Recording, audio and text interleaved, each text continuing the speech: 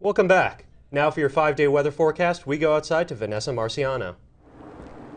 This weather might put a damper on your Halloween plans. It's going to be a wet, warm, and rainy Halloween.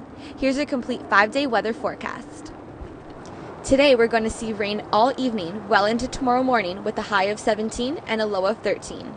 Tomorrow we roll right into November with clouds and showers, with up to 20 to 40 millimeters of rain, bringing us a high of 13 and a low of 7. Starting off your weekend, on Saturday we'll see scattered showers with a high of 9 and a low of 0. On Sunday, it will be mainly sunny, but you will need to bundle up as the high temperature of 6 drops down to a low of -1. On Monday, things will lightly step back up with sunshine, bringing us a high of 8 and a low of 3. That's all for your 5-day weather forecast. Have a safe and spooky Halloween. Now back to you in the studio. Thanks, Vanessa. Turning now to national and international news. Syria's chemical weapon production facilities have been destroyed, according to the Organization for the Prohibition of Chemical Weapons.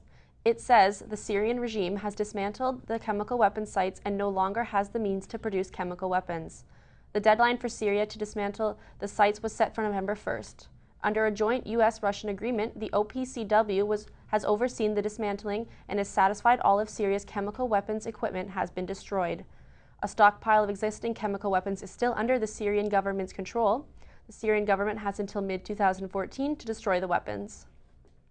The bodies of 92 dead migrant workers have been found after a truck breakdown in the Sahara Desert. Authorities say the migrants were being smuggled from Niger to Algeria along a well-known smuggling route. The migrants are believed to have died of thirst in the desert. 21 people are believed to have survived. A new poll says Canada's top 3 political parties are within just 1 percentage point of each other. The results show the Conservatives would receive 30% of the vote, down 2 points from September. Justin Trudeau and the Liberal Party would receive 31%, showing no change since September, and the NDP would also snag 31%, up 5 points. The Ipsos Reid poll says the Senate scandal may have had an influence on vote support. However, the change has not been significant.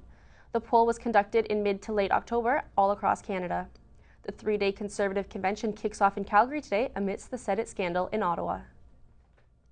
And now with your sports news, here's Rachel Landry.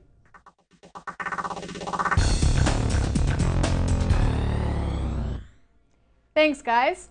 The Boston Red Sox are the 2013 World Series champs. The Sox defeated the St. Louis Cardinals in a Game 6 6-1 victory. This is Boston's 3rd World Series championship in 10 seasons. David Ortiz was named the series MVP. The win is the Sox first at home since 1918. That's reason enough to celebrate. The Toronto Maple Leafs are storming through their Western road trip, topping the Calgary Flames 4-2 last night. Despite being outshot for the 11th game in a row, the Leafs' goaltending kept them in the game.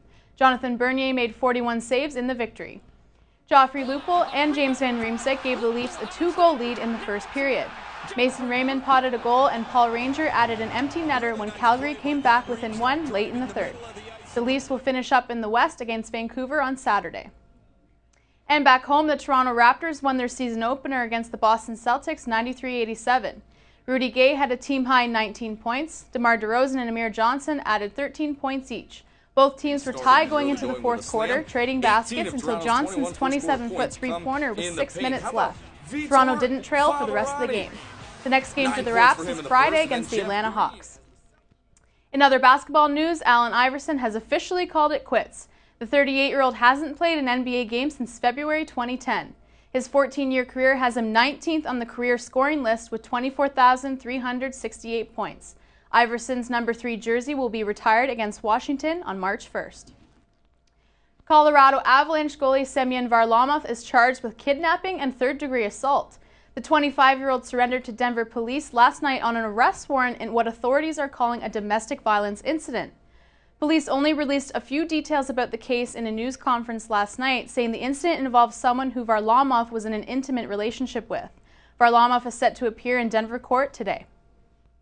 The man who is charged in the killing of Adrian Peterson's 2-year-old son has bonded out of jail. The Minnesota Vikings running back's son died in hospital on October 11th. Joseph Robert Patterson was released from jail on Monday after posting bail. He has been charged with second-degree murder, manslaughter, aggravated assault, and aggravated battery. He pled not guilty to the charges. A pretrial hearing will take place in January. That's all for sports. I'm Rachel Landry. Now back to you in the studio. Thanks, Rachel. After the break, we'll get the latest in entertainment from Aaron Kenny. Kim Kardashian brags about her new figure, and celebrities celebrate Halloween dressed up as each other.